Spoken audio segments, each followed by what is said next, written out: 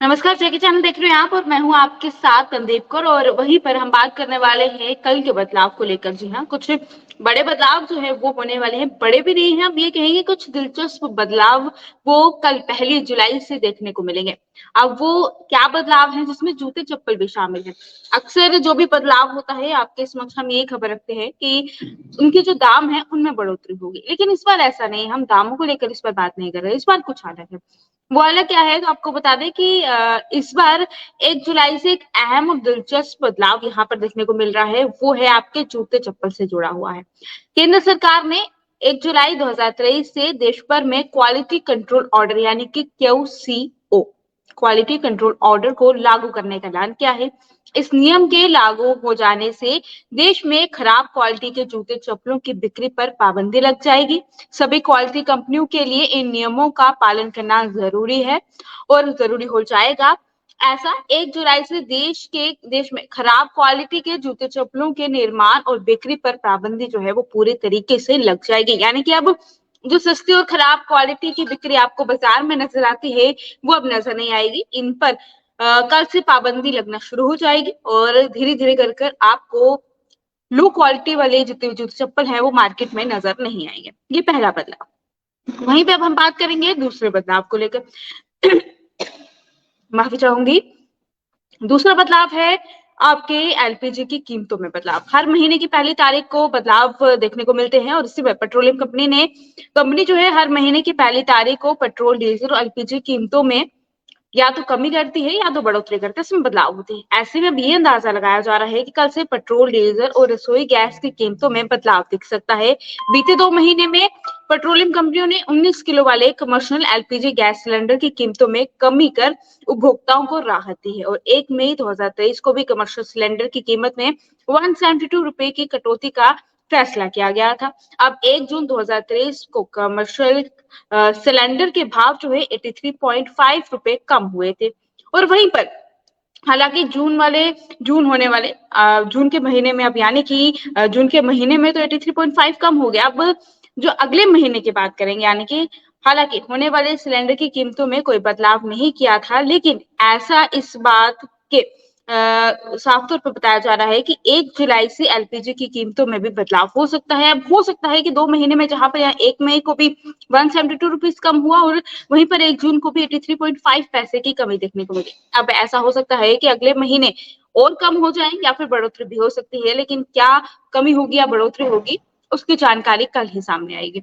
वहीं पर सीएनजी और पीएनजी की कीमतों की वहीं पर एलपीजी की कीमतों के तरह ही 1 जुलाई को भी सीएनजी और पीएनजी की कीमतों में बदलाव हो सकता है।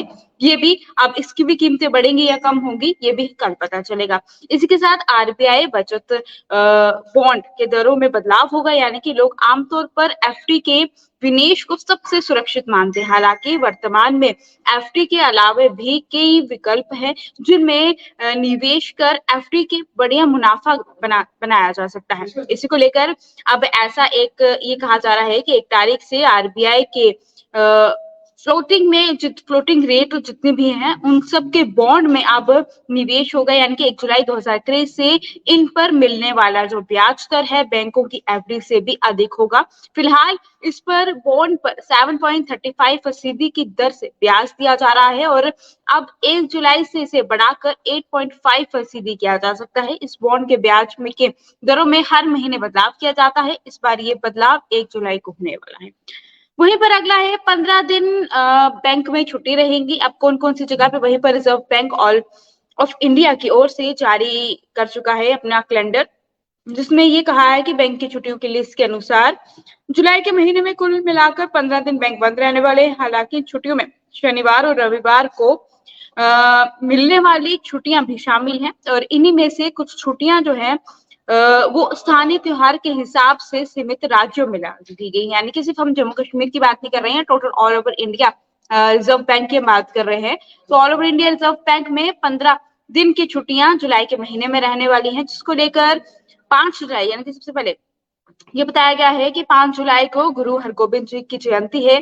6 जुलाई को MHIP डे है और इसी के साथ 11 जुलाई को कैर पूजा है, 13 जुलाई को भानु जयंती है, 17 जुलाई को यू तिरोच सिंह डे है और इसी के साथ 21 जुलाई को भी छुट्टी होगी, 28 जुलाई को भी छुट्टी होगी, 29 जुलाई को भी छुट्टी होगी। ये कुछ बताए गए हैं कि कौन कौन से दिन त्योहार हैं और बाकी संडे भी मिलाकर यानी कि सैटरडे और संडे भी मिलाकर कुल 15 दिन की छुट्टियां रहने वाली हैं।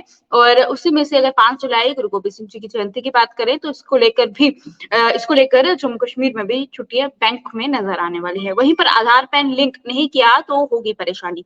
कल से अगर आपका आधार जो है वो पैन के साथ लिंक नहीं है तो 1 जुलाई से आपको परेशानी आ सकती है। आधार पैन लिंक करवाने के लिए आखिरी तारीख आज यानी 30 जून 2023 थी और इसका मतलब है कि अगर आपने आज अपने आधार पैन लिंक नहीं किया तो कल यानी 1 जुलाई 2023 आपका पैन कार्ड इनएक्टिव हो जाएगा। पैन आधार की ऑनलाइन लिंकिंग में समस्या आने पर इसे एनएसडीएल और साथ ही यूटीआई टीएसएल के पैन सेवा केंद्रों से ऑफलाइन भी करवा सकते हैं।